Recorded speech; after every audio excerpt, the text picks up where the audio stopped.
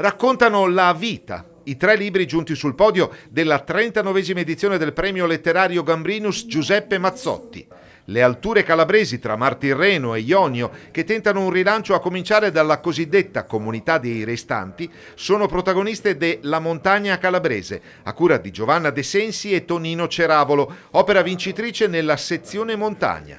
All'India contemporanea, sospesa tra un progresso sociale e tecnologico inarrestabile, una crisi climatica senza precedenti ed il riemergere di tensioni religiose apparentemente superate, è invece dedicato La tigre e il drone, il continente indiano tra divinità e robot, rivoluzioni e crisi climatiche, del giornalista di origine vicentina Carlo Pizzati, vincitore nella sezione Esplorazione Viaggi. Il Veneto ha molto in comune con l'Asia, ne scrivo nella Tigre e il drone, per esempio nell'etica del lavoro. Il Veneto sicuramente ha molto in comune con i giapponesi, anche se forse potrebbe imparare dai giapponesi un maggiore senso di comunità, oppure risvegliarlo, perché c'è nel Veneto, e questo potrebbe essere una buona lezione. Dall'India si potrebbe imparare non il fatalismo, ma un pochino ad accettare come stanno le cose, pur continuando a volerle cambiare. Infine il Corso Montano del Piave, motore della modernizzazione italiana, è oggi tra i fiumi più sfruttati d'Europa. È l'area indagata in Le acque agitate della patria,